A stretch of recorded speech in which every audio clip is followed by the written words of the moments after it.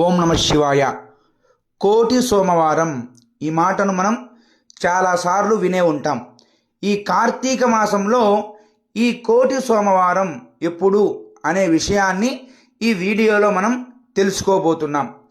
ఈ 30వ తేదీ గురువారం నాడు శ్రవణ నక్షత్రం. ఈ రోజున కోటి సోమవారం అని అంటారు. అంటే కోటి సోమవారాలు మనం పూజ చేస్తే ఎంత విశేష ఫలితం వస్తుందో ఈ 30వ తేదీ గురువారం నాడు శివారాధన చేయడం ద్వారా అంత ఫలితాన్ని ఆ పరమేశ్వరుడు మనకు అందజేస్తాడు.